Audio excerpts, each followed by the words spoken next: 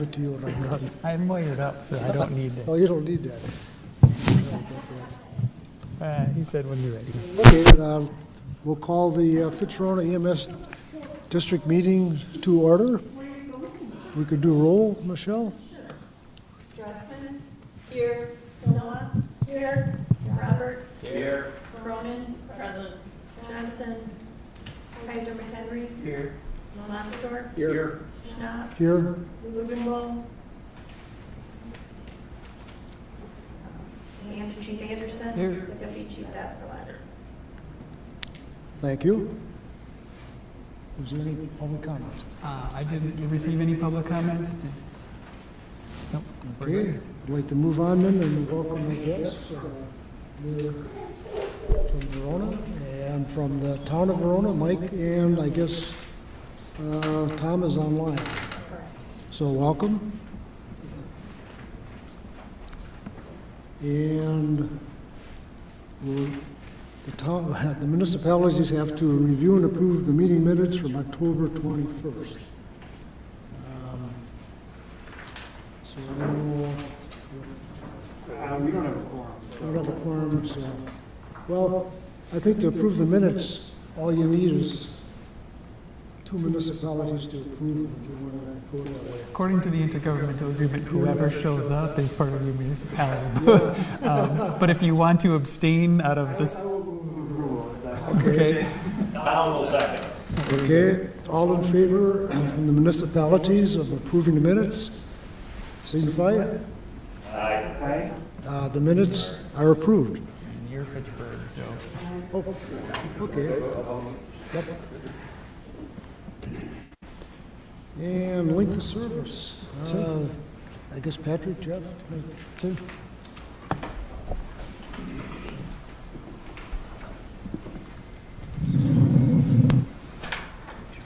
So thank everybody for thank you to the commission members who are coming back again, and the handful of our municipal members who came to support us. And what we'd like to do, we started this a few years ago, and that's actually recognize kind of at 5-year intervals our employees who've spent quite a bit of time here.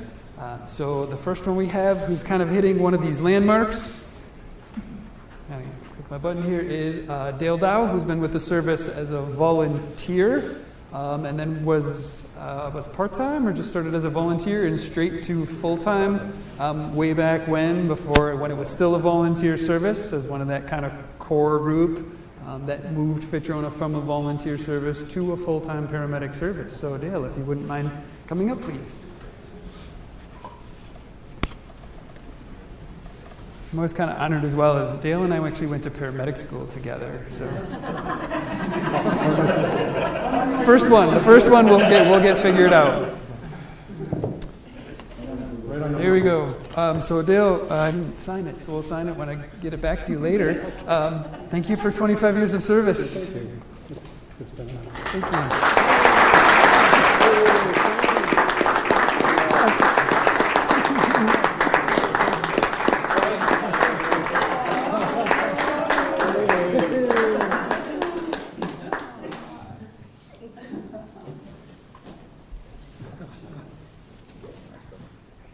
And then tonight we also have Sarah Imhoff with us.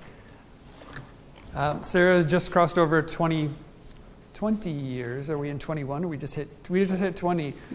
So it's kind of that progression of people. As Dale was actually here before I was part of that next little core group to start. Sarah was shortly after that. So Sarah's also kind of that little core group of people here who moved Fitch-Rona into the paramedic over there. Okay. I've learned now. That core group of people who moved Fitch-Rona at least 20 years ago into a full-time paramedic service. So thank you. Thank you.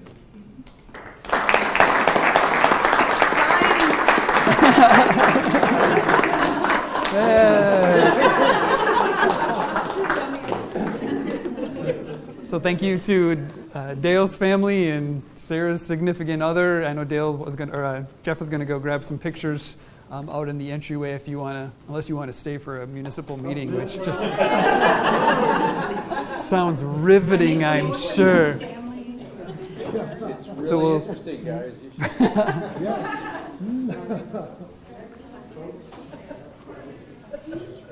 Thank you. Thank you. We're gonna eat all that cake. Yeah.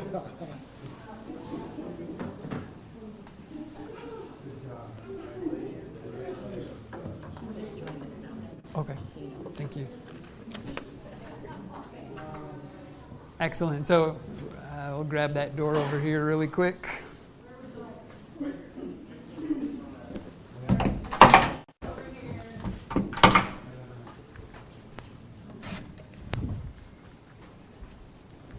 Thank you for allowing us to take that time. It's really important, I think, to recognize the staff that has just been here and truly been dedicated for as long as they have, and the growth and the experience. I think we've shared that before. I've shared that with you before. The average employee has been here for 13 and a huge amount of time that they continue to give to us. Other members that were unable to join us tonight is Molly Jesper. She also hits 20 years with us this year. She also started as a volunteer, was here as a part-timer, moved to a full-timer. We have Ryan Dockery, he's celebrating 15 years this year. He came straight to us as one of those full-time positions. And then he came around at the same time as Ross Williams did. So again, they both came here and started into those full-time positions. So just lots of great experience. Those numbers just keep going up and up as time goes by. So I'd like to thank them again for their years of service. So the next thing what I'll do is I'll move on to that chief's report. So this is what I share with you, the commission here every month, and the other municipal members that are here are pretty familiar with this. I know they get emailed this to them. Ooh. I think there's a timing in here, one of these. So every few years I try to do a staff picture just for posterity. There are some out in the hall on your way out here in the Verona Fire Station if you're ever in the neighborhood. We're trying to get a hold of Rita to stop by sometime and tell us when those pictures were taken, because we have no idea. They were way before my time, so they're at least the 21 years old. We have we did one in 2019, actually the day we opened up station number 3. So that's the picture you saw last year, and we're actually able to get another one this year. Trying to get all of the employees together in one spot all at one time on any given day is a challenge. So I did list them all there. That is what our current roster looks like. Pretty significant and has grown in those years. So some of the statistics that we have here, updating population. So within 2022, we got 47,000 people. So if we actually take a look at that budget there, this would be not correct with the budget amendment we just passed tonight, but it's going to be fairly close. So essentially we take that population, take out what we do for what we collect in run income, and what's left that the municipalities need to fund. Essentially every citizen in Fitchburg, Verona, and the town of Verona pays $39.93 to have that 24-hour ambulance, three 24-hour paramedic ambulances. I shared that number with the commission on an annual report across Dane County. That's actually pretty average for what Dane County is. Handful of services that are smaller and run less staff are cheaper. There's a handful as well that run the much higher, that smaller communities that are still running higher level services. So we're right in the middle of that. As of this moment in time, we haven't changed any geographic area. So we're at 71 square miles. As I mentioned before, we run 3 paramedic ambulances 24/7. We have a total of 5 ambulances, 2 of them that we rotate in for reserve, for special events. We'll put additional upstaffing in the streets. We put them in service for maintenance and repair. We have 2 support vehicles, car 17, car 15. Those are primarily used. We can use those for responding to some calls, as well as we use them a lot for driving around the district, moving some supplies around, or driving them to training. So those are equipped a little more than at a first responder type level. We do have some medications in there, a cardiac monitor in there, and able to first respond when we happen to be in the area, primarily when we are here in Verona. If the Verona ambulance is out on a call, another call comes in Verona, we're here, we can actually go start care minutes earlier. Success story of just actually this week within the last few days was I'm driving between the stations. We actually did have a cardiac arrest up at City Hall in Fitchburg. Happened to be driving right by. So the fire chief was actually there at a meeting. I was driving right by. Between the 2 of us, we're there within minutes. And actually has, as we found out this morning, has had actually a really successful outcome. Probably going to leave the hospital in the next few days, completely neurologically intact. So bystander CPR, public access AED, truly saving lives again, but able to get there pretty quick. What we added a couple years ago is a support trailer. It is again here if you want to go take a look at it. If you've never seen it before, we use it for rehab. So each one of our stations we had, when we have large fire incidents, chairs, water, coolers, cooling fan, nutrition, all the kind of things we do to support our fire staff was spread out all between 3 different stations. We were actually able to repurpose a trailer we got from the county, wrapped it up with some donation money, and put all of our stuff in there, so now all that equipment is in one spot. So if you look, kind of a map here, it's a little bit washed out. That is our district. You'll see where those 3 stations are. This is going to be our new map as of, today's the 20th, in 11 days from now. This will be our new map. Way up in that upper right-hand corner, you'll see that little triangle. That's part of it. It was actually in the State Journal today and the Cap Times, I believe, yesterday, about the town of Madison being solved in about 11 days from now. That little corner there is called the Southdale neighborhood, south of the Belt Line, west of Rimrock, east of Highway 14, will officially become Fitchburg. So on November 1st at 7 a.m., we will now start responding into that territory. So next year's map will look just a little bit different. It's not going to be a big square anymore. It's going to have that little jut out there. What do we look like for staff? 21 full-time paramedics, 2 administrative staff. It's myself and Jeff. We have Michelle over here manning or staffing the laptop and answering questions. If you do have any questions, sound is questionable, whether we can hear them or not. Type them in the chat between Michelle and Scott. We'll get an answer for you. So we currently have 16 part-time paramedics. So they cover the vacation hours, the sick hours, the paid time off hours. They help us out as well with some special events.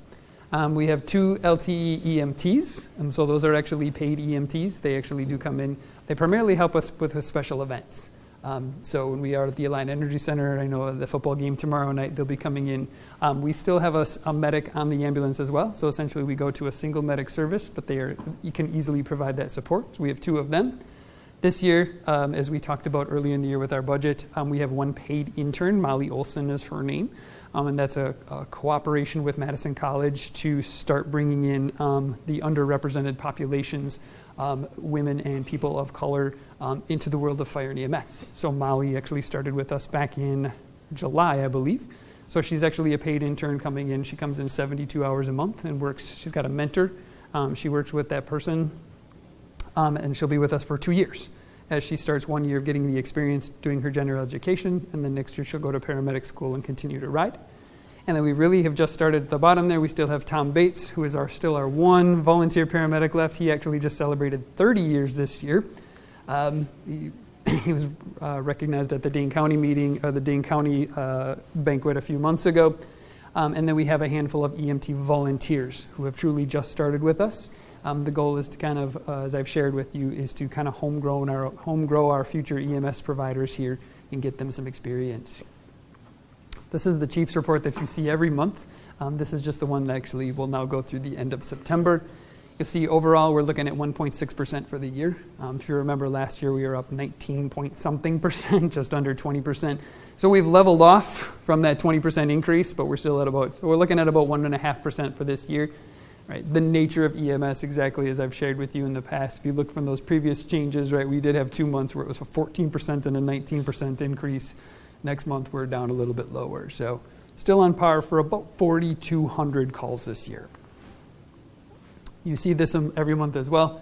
That number, that percentage changes very little month to month, but about 63% of our calls are in Fitchburg, 25% in the city of Verona, 4% in the town of Verona. The remainder of those calls occur in our neighboring communities. That last number was year to date. This is just what it looks like on a snapshot for the month, and this changes every month within usually 4 or 5%. The majority of our calls happen up in the city of Fitchburg, right, as a greater population. The numbers that I share with you every month, these are called our fractal times. So that's not 0.13, or that's not 13 seconds or 43 seconds. That's 0.43 seconds. So it's a decimal, not in seconds. It's a percentage. The 2 numbers I really look at here as we start to move on, and one of those is notified to arrived on scene. Right. So that's from the time that pager goes off to the time we actually pull up in front of a patient's house. We are limited by geography to some extent, but as we start looking at station placement, where are our resources at? That is a number we want to keep 9 minutes The 90th percentile under 9 minutes is the National Fire Protection, the NFPA. Their goal in a suburban environment is less than 9 minutes at 90% of the time. We're at 9.23. So we're right there. That number was upwards of 10 and 11 prior to station number 3.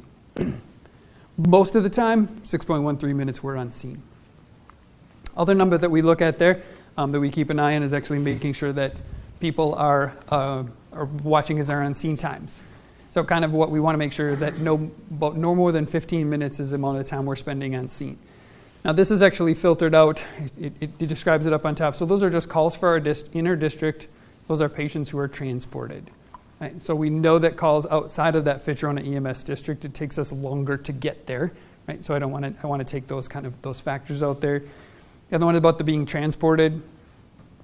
It tends to be those patient transports that they're either canceled, right? So we have that on-scene time of a minute, or they tend to be fairly complicated, right? So once we kind of have to start working with patients more to figure out what we're going to do with them, where they're going to go, can we get them some other assistance, things kind of start taking much longer. We don't want to try to limit those, right? I don't want to play the beat the clock kind of game. So I want the medics to make sure that we're taking good care of those patients. So we're actually hitting those good times. Most of the time it is less than that 15 minutes. That's what we're looking for. 90% of the time it's less than 23 minutes.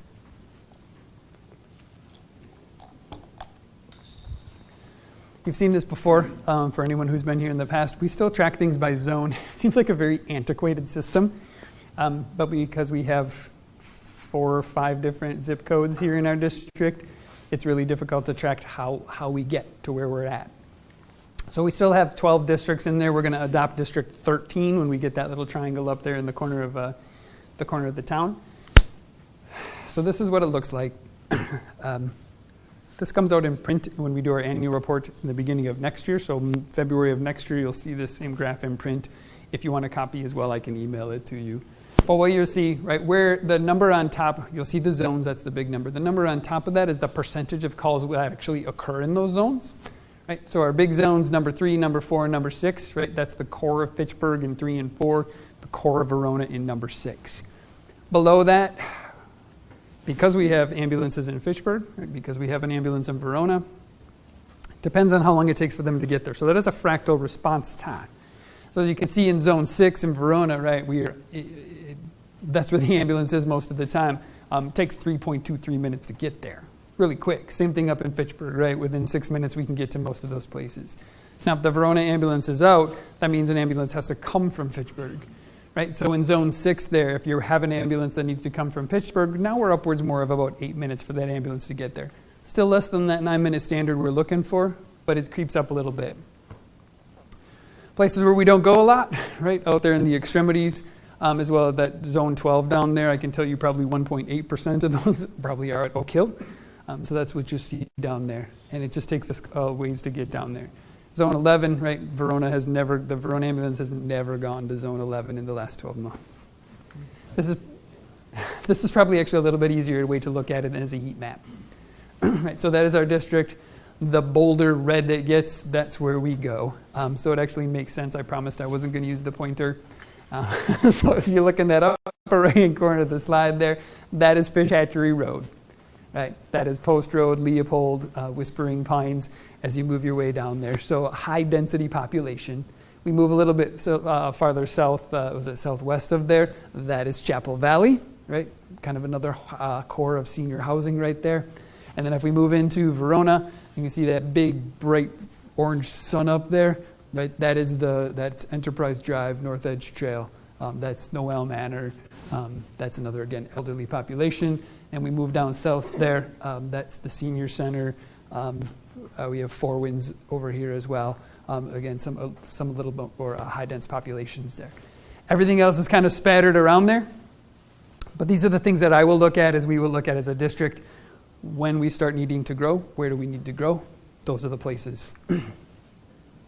Things you see every month, right? Calls by day of the week, calls by hour of the day. I want to do this little, see if I put a little bit of color in there, but you can't see it there. As we start looking what our growth is going to be, looking at a peak time ambulance, I highlighted it poorly. So you're looking at about 7 a.m. to 7 p.m., right? That is our peak time. We talk about this every month. I bring this to you. These are reasons for dispatch. Comes up month after month. We actually just had another conversation. One of our state senators stopped by last week. Had some really good conversation with her and her aide about what we can use at the state level in support of EMS. This is the one of the things Jeff and I actually had talked to her about was falls. Right? It's the number one every month. What can we do to help fall prevention? We know that this is an ongoing problem. So some good conversations with her and really saying, you know, what can we do for funding, and talked about community EMS and some of the stuff we can do. They can support us at a state level. You see this every month, right? Our number one station still tends to be that station right in the middle, station number 2. Started reporting this a few months ago. Good numbers to watch. So all the calls out on, all trucks out on calls. That means how many times during the month of September were all 3 ambulances out at the same time, meaning we were out of resources, right? Had another call come in, we would have to rely on our mutual aid. 29 times. So we're truly averaging about 25 to 30 times a month where all of our ambulances are out. Now the number underneath that, that's actually the times where we truly needed somebody else to come in, right? A 4th call occurred in our district during that time.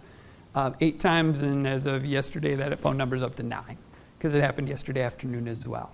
So not a huge number, right? We are never going to put an ambulance on every corner. Right? It would be great. It's never going to happen. It's cost prohibitive. But 8 times a year, we are out of resources. So as we start to look and grow and see what we need for additional resources, where those resources need to be, those are absolutely numbers we need to watch. Right? As that number continues to grow, right, we are able to take care of our own population. Financials that I report to you every month. We're still looking like you normally see within those goals, with the exception of we've seen it the last 2 months now. Those over 180-day calls. I've reached out to Brad at our billing company. He just needs to get through and process those. Because our numbers, right, we continue to go up in call volume. He's just been trying to keep the money going, the money being billed out. Those 180-day calls, those are the ones that take just a little bit more time and investment, because those we usually don't have insurance information, or if there's some reason that they need to be dug into a little bit more to make sure that those get paid. So that number is creeping up. He just needs to make sure that he tackles that fairly soon. As far as the rest of our financials go, you'll see that right, we're sitting where we would normally be. New lines you're going to start seeing pop up here is those numbers we've shared, the FAP funding we've shared before. That's the state, the money we get from the state. That designated one of 2 funds. It actually has to be used for training, or it can be used for aids, but there are restrictions on that. We've talked about the ARPA, the Road to Recovery funds. We've gotten half of those funds in here as well. They're just sitting there waiting to be paid. And then we don't see any increase in our WISC funds. Those will come due, I believe, in December. So we'll get the interest paid from that. We will have to work and see exactly what, because of Kyle's retirement this year, his payout of his sick time comes from that fund. That's what that's there for, is the post-retirement health care. So we'll look to see what we have budgeted to go in there, what needs to come out to reimburse the general fund for Kyle's payout of his retirement, and then adjust that number accordingly. So we hit the big 5-year marks when we talked about when we did our award presentations. There's a whole bunch of people who were actually hired in October. Talked about Chance. I think we recognize him for his 25-year within the last couple of years. He's been here since I believe he was 16 years old, as an explorer, as an LTE, as a volunteer, as a part-timer. We've talked about Ross, Greg, Jeremy, 12 years, 4 years, and then we have a bunch of LTEs, Chris, Andrew, AJ, Corey, John, Ben, and Jesus.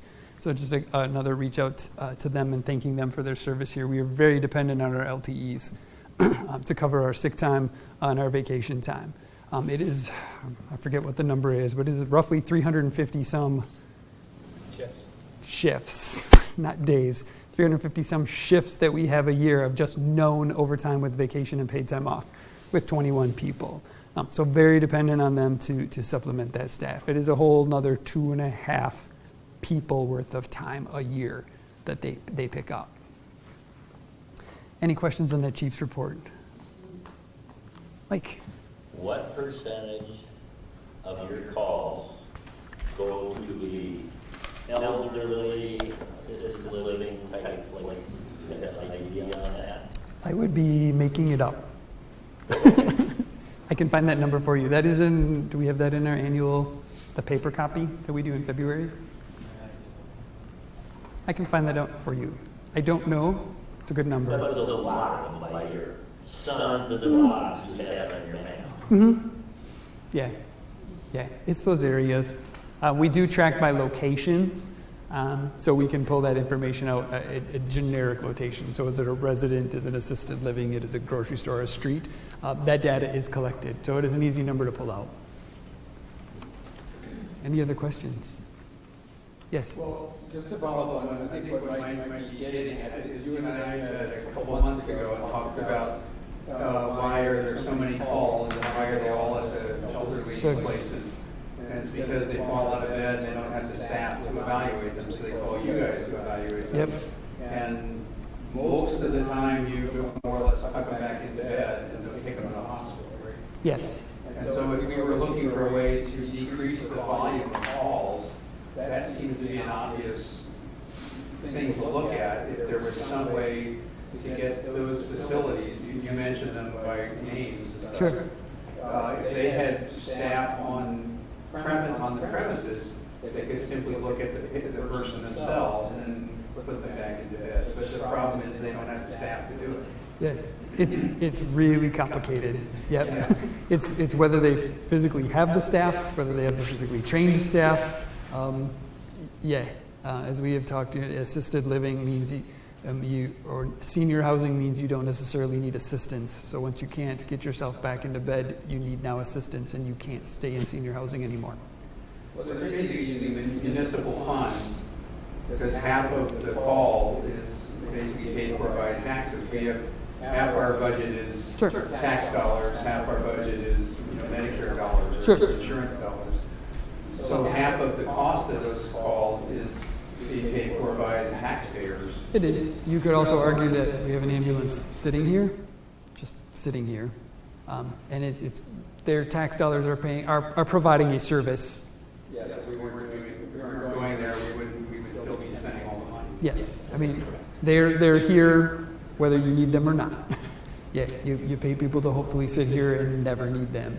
I guess we kind of look at it as well, and we can discuss we've discussed as a commission about charging for those calls as well, but they're tax funds as well. So it is a service we do provide for our community. The longer term effects, again, as we have talked about, of the potential injuries from those falls is a greater problem as we move them now. If you fall and move, now you can't live in independent living to assisted living to an entire senior center. Because of the detriment of a fall and an injury. So would love to be able to tackle that fall challenge in the future. And the unfortunate thing is that across King County, falls are the number one causes across King County. So you sit on the fall prevention task force for the county. We talk about this monthly, about all of the areas in the county that have the same issue. And it's 18 to 20% of the calls in Washington and the city of Madison and the Fitch-Rona district as well. So trust me when I say that there's everything that we can think about to throw against the wall to try and prevent those falls is being done across the county to try and do that, because like the chief said, somebody falls and breaks their hip, and it's the mortality of that in somebody is huge. So you try to prevent those, and it's just one of the. Well, I recall as a doctor, a lot of times they break their hip, then they fall. If they have osteoporosis, it breaks and then they go down on the ground. So it's which came first. Absolutely. So our falls essentially an elderly issue? I don't know that it's predominantly an elderly issue. I would say predominantly it is an elderly issue, but it's not all of the patients. We have others that fall as well, and they're classified as falls, but they might have fallen out of a tree hunting, for example. But it certainly is a large number of calls that we go to in those facilities. And the facilities, like Patrick said, it's training, it's lack of staff, it's lack of things that the facilities don't want to take the liability of picking somebody up, so they call somebody else to do that. And when we talk about community medicine, those are great ideas. The problem is that there's no funding that goes along with that. So if we could hire a paramedic to go out and do all kinds of fall prevention stuff, there's no reimbursement for it. And Medicare doesn't reimburse those calls that patients fall into the Medicare realm that we go and pick up, and maybe they just need a blood pressure and assessment. Medicare doesn't pay for that. We do that for nothing. If you asked your medical director what fall prevention programs actually work, because I recall many of them do not. There's lots and lots of fall prevention programs, but a lot of them have not been shown to be effective at all. And so we don't want to waste any time doing those. He probably is more up on the literature, but before we do anything like that, I would say like which ones have been proven to be successful, and I don't think there's very many. We go out to the facilities once or twice a year and make visits with them. As a matter of fact, I have told them just got a request to go and talk about fall prevention. The fall prevention task force has people that are in the medical realm around the county that go out and do home health agencies that go out and do fall prevention. The older population, if they want somebody to come in and do an assessment of their home for falls, there's people that do that for free, and if they need to have things put in their houses to help them not fall in the future, like grab rails or open tubs, a lot of that stuff is free as well. It's just getting people to recognize that they need assistance. And one of the biggest things we run into, and I ran into it with my mom, is older adults don't want to use a cane, and they don't want to use a walker, and they don't want to use something that's going to assist them because they think that it's a stigma of doing that. And that's when they fall. And their walker at times are literally sitting right next to them in the chair, and you'd be like, but could you have used your walker? I don't like my walker. And so a lot of it is it's education, but we can't sit with them 24 hours and say, like I tried to do with my mom, grab your walker and get out of it. But so we do honestly. That's why these programs don't work. Yeah. You can educate people all you want, but unless they have the stuff right there. It's like heart disease and high blood pressure. Don't eat cheeseburgers, and we all eat cheeseburgers because they're good, and we know that it's not good for us to do that. So. Yeah. Trust me, it's 18% of our calls. That's every single month. It's the same way, and we do what we can to try and minimize that. Not just because we don't want more calls. It's just people get hurt, and then there's a long-term effect for them, and we try to prevent that. So there's a segue into what can we do and where are we going? Jeff, thank you for the setup. That's my setup. Thank you for the setup. So I've shared this with you. You see this number every year, right? What are we looking forward? So this is, if we look back at 40, if you saw the opening slide, Fitch-Rona hit 45 years of service this year, so that's something to be proud of. Looking back 45 years, we have an average of about a 5% growth over those 45 years. Projecting, we plan for about a 3% growth. So this actually only includes about a 3% growth in looking to our future. This does include the acquisition of the town of Madison in 12 days from now.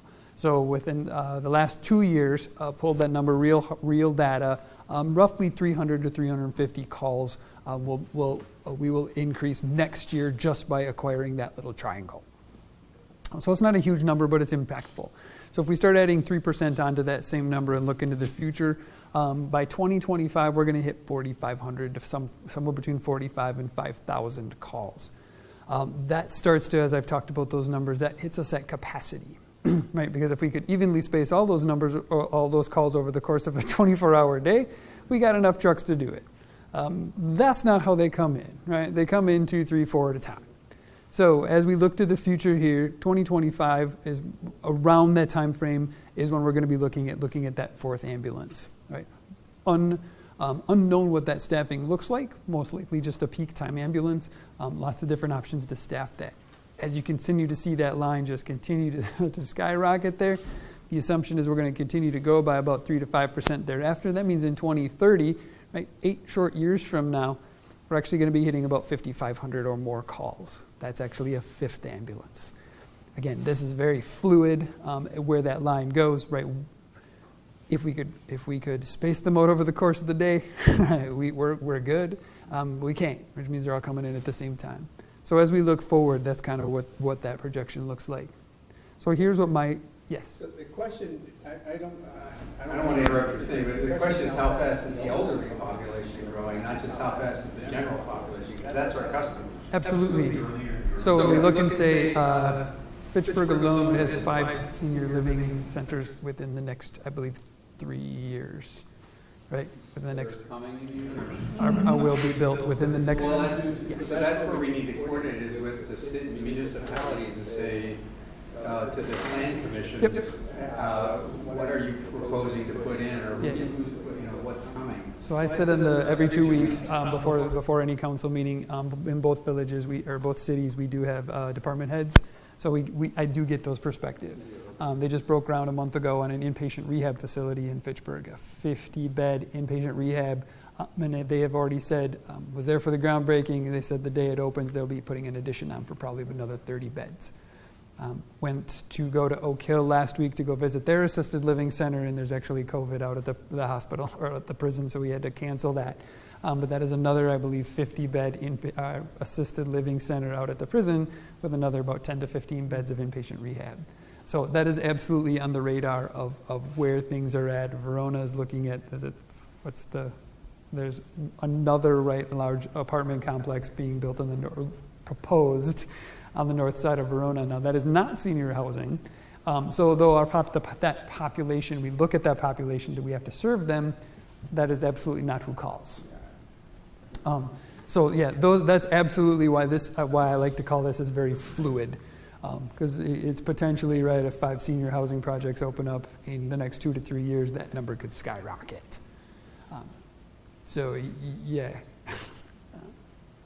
Very, very fluid. So this is at least a tentative timeline, right, for the next 8 years. I go through the next 8 years. I'm going to call it through at least my chiefdom here. So as we look forward here, we've already talked about that 2023 budget, what it looks like. If I shoot for a 2025 timeframe, right, of adding that 4th peak time ambulance in there, again, that staffing has yet to be determined, whether that is part-time, whether that is full-time, or some sort of combination thereof. That is at least whatever that looks like with staffing. With Jeff and myself and Michelle helping us out in the office, we have exceeded capacity, right? You add those numbers up, we're already up to with our volunteers and our interns in there. That was a lot of names up there, right? We are got 45 people who are managed with 2 of us. So my request would be, when we start talking about a 2024 budget, would be adding a 2nd deputy chief in there. If you recall, when Jeff first started here, we had a part-time chief, right, and 2 full-time chiefs. So moving back to that model, we're truly kind of at a point now where, for us to take that next step, for us to add more people, to start adding more skills in there, and just to continue to assure that we are doing the best job out there, we need more administration at the top. And what it is that's interacting with our crew. That is Jeff actually pulling that quality assurance process and saying, this is how we can get better. This is what we're doing great on. Let's keep doing this, and let's bring some of those things to continue to move forward on a quality assurance process, how we start adding more skills, we adding more patient population, we potentially do more outreach. We need more administrative staff to do that. So the proposal will be another deputy chief in 2024. With setting this up to actually start hiring more staff in 2025. Sometime over the next 5 years there, probably transitioning that ambulance to a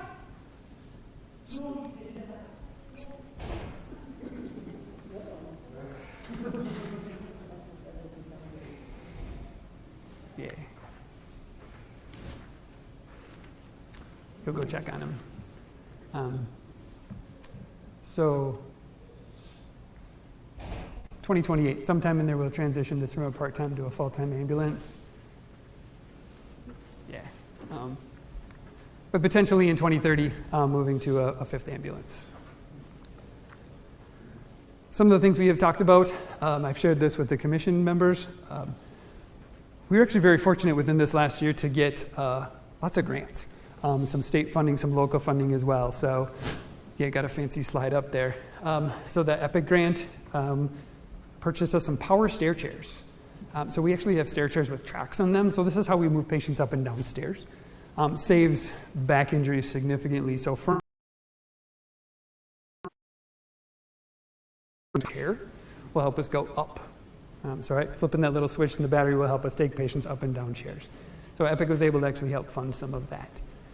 With some of our ARPA funds, as I mentioned, that road to recovery, to upgrade our cots. So that is actually, we have those on order. We'll see when those come in here. But it is a lighter cot. It actually has, I like to say, more bells and whistles on it. It actually is much more comfortable for a patient. It actually articulates in a couple more spots, as well as the technology in there as far as charging lasts much longer. And then with our DHS grant on the right-hand side there, we're actually able to get some IV pumps out in the lobby here. They're here. We haven't got the training on them yet.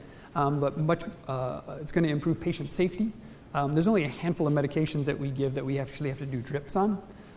But they're kind of a pretty high acuity medicines that we have to give, right? When we're moving into that time frame, it's not something we want to be trying to do the math in our head. Truly, these are turn them on, we pre-program them, and then it runs and goes. Last one on there is we actually put in for an electric UTV, which actually we took delivery of last week. I don't have all the parts and pieces for it yet, but it is here if you want to view it. It's electric, so we can actually use it inside. When we're driving through crowds, we can use it for the cross-country meets. We can use it out at the Alliant Energy Center. We can use it for parades. We can use it for some of the events that are in here. We can drive through crowds, right? It's electric, and it's going to help us be able to move, again, without giving those emissions. Do you have that on site at an event, or you wouldn't be able to bring that from a station to a call or something? So we wouldn't be using it on calls. It would be more of a stationary type thing. The other option we could use is between, we've had responses between here and in Fitchburg on the bike trail. We've actually hit the bike trail on this end with the car and have the ambulance on the other end, and we meet somewhere in the middle. You can't turn, contrary to what Jeff thinks, you can't turn the ambulance around on the bike trail. So it's actually backing that thing, backing it quite a ways down. So between both of our cars, we're actually able to get patients in there and transport them. So there's potential. Fitchburg actually does have an ATV, not on a cart, that they can drive down. If we actually hit it on this end as well, we could leave the ambulance not on a bike trail and respond to that. The intent is not to replace fire by any means, right? They still provide people and staff to us. But something we can utilize, yes. I saw on the news last night that in Wisconsin they're now making an electric fire truck. Some company is producing that. Is there an electric ambulance on the horizon? There is one. City of Madison actually has an electric fire truck, and they actually order it for electric ambulances.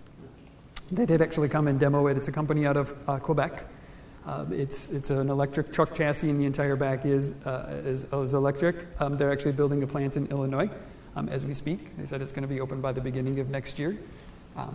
It's pretty cool.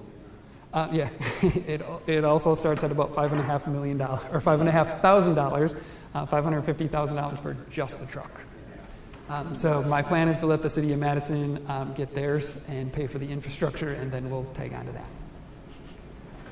But yeah, they are out there, and we will see them here within about 2 years with the city.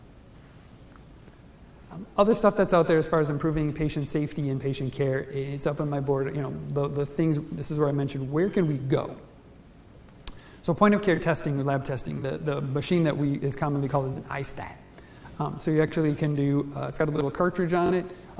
So at the patient's bedside, right now we do blood sugars, right? That's about the extent of our bedside testing. But there is a gamut as far as an iStat is. There are different cartridges that we can draw bloods, and we can actually do many other things. They do use these in the emergency rooms just to get that really bedside, right away labs. An option for us in the future as we start to look maybe at 20-minute transport from the far side of Verona with a patient who's having a chest pain. All right, we can do 12 leads right now and actually say, based on your 12 lead or your EKG, we can see what that looks like. With this, we can actually draw those labs and go, based on your 12 lead and what we're seeing with your labs, it's really indicative that you're having a cardiac event. And we can get those hospitals alerted much faster. Other part of it is pre-hospital ultrasound. Can be used in cardiac arrests, can be used in trauma. Just another kind of point of care tool that we can use that's has come to the point where it's fairly affordable. Significant training curve with it. Wanakee is actually, this is on their radar to start this next year. So again, I'm going to ride on their coattails once they get this process in place. So things we're looking for in the future, but again, need that training infrastructure, need that second deputy chief in there. But Jeff and I are already at capacity. All right, so how do we move to that next step? And that's where we can go from here. Any questions on where to go? Okay, my audience here has seen most of this stuff. So we'll kind of move through some of this stuff here as well. You've seen it. For our 2023 capital improvement project, this is what was submitted. Right, we have our FAB ambulances. We buy them every 2 years. We keep them every 2 years. We just, with our 21 ambulance, moved up to a 550. Yeah, we got a lot of stuff inside there, and those are big, heavy ambulances. So we just moved up to the 550 chassis. As you're very aware of, right, with inflation that we talked about at the very beginning here, just a single year in the cost of an ambulance has gone up $45,000 from literally what we just bought a year ago. So we're up to about $415,000. That's what we ask for about every 2 years. The plan, because of supply chains, 2023 should be our next ambulance. Having that discussion, I've got it spec'd out. Our name is already in the queue. We haven't committed to it yet, but we are looking at least an 18 to 24 month build from the time we order it. So we are queued up. We are not going to see that ambulance in 18 to 24 months, which means we're going to miss the 2023 normal rotation. So we'll see that ambulance in 2024. Proposal would be to actually keep an ambulance at that time, expand our fleet to 6. Right, kind of in preparation of that in 2024, 2025, or shortly thereafter time frame of putting that 4th truck on the road, still keeping kind of 2 backup ambulances. What that does is it kind of moves things out to a 12-year rotation. All right, so it would be a frontline ambulance for 8 years, a reserve ambulance for 4 years. That's going to extend a lot of the time, so it kind of is going to remain to be seen what we do with the stuff inside there, because right now we keep everything inside there for about 10 years. It's kind of about the lifespan of that. So we'll have to see how that works with extending things to 12 years. Not super comfortable with it, but we're going to make it work because that's what we're going to be dealt with. I do want to say that the technology that we put in our 2020 Mountain ambulance, that anti-idle technology, it has been working great. We found some different anti-idle technology that is about a third of the price. So the ambulances that are ordered to come in 2024 still have anti-idle technology on them. It's just a significantly lower price. So that is something we're going to continue to look at in the future. What do you say? So currently when the ambulance, when they pull up on scene and they put it in park and they put the emergency brake on, the ambulance has got a timer on it. So after 5 minutes, the engine itself actually shuts off, but there's a battery bank in there that continues to power everything in back. So they still have heat, air conditioning, radios, power, lights. So the climate control is probably the most important component of it, because if everything gets shut off, then it gets cold. So yeah, it has its own heating and air conditioning system. It kicks on. So the ambulance stays at idle until a couple different points as the batteries either go down to a point where they need to be charged back up. Somebody gets in, puts their foot on the brake, the truck starts back up. So it only happens when they're on a scene, when it shuts down. I'd have to go back, and I know I did the math at some point about how many calls we run per truck, how many calls per day, and truly what it saves. It's a significant number of hours a year that we save on an idling truck. So as the more our fleet grows, we're going to continue to expand that and see what we can do about stopping our big trucks idling for extended periods of time. We also have our 2 response cars. Because we don't put a ton of miles on them, the 2010, we're going to move out to 2030. So we should be able to keep these response cars for 20 years. So we're good for a while. You've seen this already, so we can continue to move through it. We raised our rates last year up to those rates. Still not at the top. We're just still not at the bottom. If we look at about 4,200 calls per year in 2023, our current recovery rate is about 41.87%. As you can kind of see from some of the slides here, it continues to creep down a little bit. But also, you remember, we get a fixed amount of reimbursement from Medicare and medical assistance. So the more we raise our rates, we still don't get reimbursed anymore from those government entities.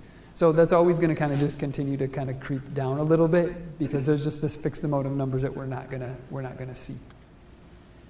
So you've seen these numbers, right? Based on that calculation, there is $1.6 million in run income probably about an 8.1% increase based on what we're seeing with reimbursement from medical assistance going up, as well as just those increased number of calls.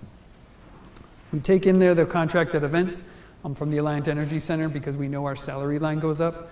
We match that in the contract events line as well. So when we see that salary line go up, it matches with what we build out to the Alliant Energy Center to help offset that cost.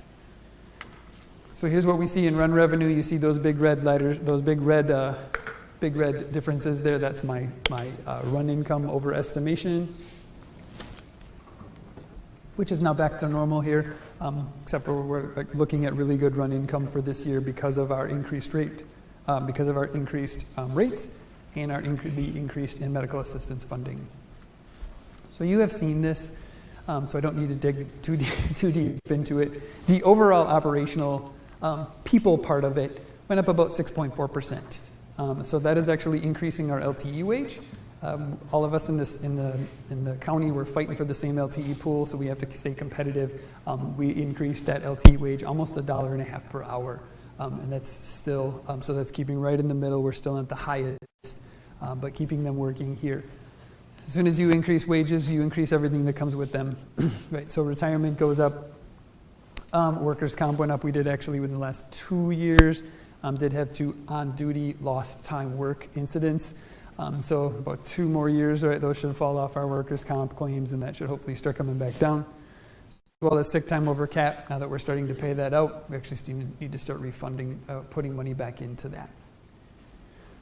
The operational side of things, so this is that minimal amount that we actually have to work with. Just like everything else you've seen out there, right? The cost of fuel, oil, and lube has gone up. Repair parts and replacement parts are continuing to go up, and medical supplies just continue to go up. That eats up the biggest chunk of, you'll see some higher percentages in there, but if you look at the dollar amounts, they're much smaller. All the rest of the furnishings are listed there. You have a copy of this in your packet there. It's also available in the, Fitchburg publishes their budget online. This is in there. Accounting fees goes down a little bit because we had that full audit last year. So we got to take some of that cost off of this year. You'll see we put the paramedic intern funding back in there that was not in there before. We have one this fall. We currently have from Fitchburg, and we have one from Verona and one from Fitchburg who are currently in their second year of the internship, who are looking to apply to the paramedic program probably for next year, who utilize that funding. The last item you'll see in there is what we just had our special meeting just before this meeting, and that's that reserve funding. Right, as I mentioned, with the error in overestimating run income over the last couple of years, tapped into our reserve funding to help pay for operational costs. So the plan is to actually have to refill that. Right, we're currently at 11-point-something%. We need to get up that to a minimum of 15%. I'm going to venture into the little tax levy limit exception here in a little bit, but to get to that tax levy limit exemption, it's $58,000 to help refund that reserve. If we put $58,000 in there every year for about the next three-ish years, we'll actually get that reserve back up to 15%. And will also give us a little bit of buffer when we finally reach that 15%. We have about $58,000 as we hit that 2025-2026 budget and look to expand. We have that $58,000 we can still kind of use in there without actually having to increase anything. What that does is at the end of the day gives us a total operational budget of $3.6 million, about a 10% increase. So this is what it looks like compared to last year. The operating budget, $3.6 million. We estimate about $1.6 million coming in run income, about $42,000 based on contracted events, leaving a total of $1.9 million that needs to be funded by the municipalities. So 47% of the budget is actually from run income, and 52% will be funded by the municipalities. When you take that and actually look what that looks like based on equalized value, which is right there, so the 2022 percentage is Fitchburg is 53.5, Verona 41.6, and the town of Verona 4.7%. Leaving to those numbers there that you see in yellow, that is the ask from the municipalities based on what we just did earlier with the increase in the reserve factor. Now just talking about the levy limit, which we really just talked about a little bit ago, so I'll kind of skim through it. Because we are an EMS district, we are allowed actually an exemption under state statute that allows us to take the opportunity, if certain criteria are met, to take the increase in the tax levy limit and exempt the EMS portion of the tax levy restrictions. I think I said that right. 3 criteria have to be met. One of those is the total charged by the district cannot increase more than CPI plus 2%. Misty, the City Finance Director for Fitchburg, found 7.7% is the federal CPI. If we increased our budget to plus 2 gives us to 9.7%, meaning as long as our budget hits a 9.7% increase, you can actually take that increase and exempt it from your tax levy limit, providing one thing, I don't know if there's any other good things, of inflation. This is actually have provided that step. The increase of that specific amount, like I said, needs to, if the municipality would have put that full budget in there, that would have exceeded tax levy limit. So without providing the exception, what we submitted there would have gone over that levy limit. All 3 municipalities do have to agree or pass a resolution to allow the tax levy limit exemption. They don't have to vote to participate or take the tax levy limit exemption. They just have to say allow it as a district to say that can happen. So at the end of the day, our 2021 budget is a 2021 audit set our unassigned value, or our reserve fund essentially, $418,000, which is only about 11% of our overall budget. Based on our intergovernmental agreement, it needs to be 15 to 25%. So by putting a $58,000, I don't want to call it a one-time, but probably a 1, 2, 3-time deposit into our budget, that actually increases our budget up to that 10%, or just over that 9.7%. Allows us to restore that originally reserve fund a little bit quicker than we normally would have in the past, and allows our municipalities, should they choose to do so, to take that increase and remove it from their tax levy limits. It was discussed in the last meeting, so the City of Verona last week has already approved that resolution. It comes before the City of Fitchburg next week. Sorry. And the town of Verona will see it 2 weeks after that. Any questions? Mike? Now that the interest rates are going up, is Oak Bank doing a good job of chasing them up, or is it the normal, they charge you more and don't give you as much for you? It takes a lot longer for them to give you some higher interest rates on our money that goes in there? I will have to take a look at that. Right now, what we have left there is we have one CD, and we have a money market, and then that money, like historically, has been the money market that holds kind of the bigger amount, and they move funds into our checking account as needed. I'm not sure what those interest rates were. They were we left them in. If you look at the line item on the interest rate income, we didn't touch it. The expected interest rate this year is going to probably be half of what we budgeted for, so it's already pretty low. I'm not entirely sure where it's going in the future, but that is absolutely something not to look at. That was one of the reasons for moving it into the WISC account, the investment account. Part of that is we have not had any issues with Oak Bank. It was just kind of diversify the funds a little bit. Any other questions? Otherwise, what I would, again, invite you to, as always, thank you for supporting us as a district. I'm up here as the representative of the staff that's out there every day. And I sit in my office a lot and order supplies and make sure that the schedule is filled, and that's what I do when they're truly the ones who are out there taking care of patients. So they do a phenomenal job, right? As you saw from all of our staff who's been here for as long as they have, it's a good place to work. So I truly appreciate the support that you give us, and they must be doing something right and getting along with each other and taking care of our citizens if they're staying here this long. So again, thank you, and we got 2 of them left in here, so thank them. Otherwise, I will turn it back over to Terry. Okay, well, thank you. Does anybody have any questions or other items you want to bring up? I do, Gary. Okay, Mike? As the people who sat over there when I was on the board for 10 years, no, I'm in Dane County Farm Bureau, and I put on safety classes. And I'm doing it again next March here, unless we get into a conflict with the date. Right now, 2 people want the same date, and we're seeing who can change it. But we will have a machinery extraction, power extraction, I think they call it officially, and a tractor rollover. And I'm hoping we can get some more paramedics to show up for this, because we've had a very poor turnout of paramedics at that. We've had the chief and the deputy chief show up, and one other one have shown up to non-Durfer related things, or non-Verona related ones.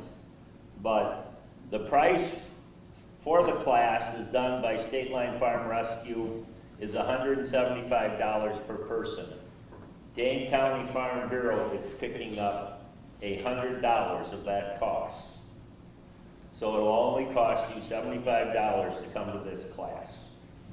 And for those people listening to this on TV, try to get Fitchburg Fire to show up to any of my things that have been a complete washout.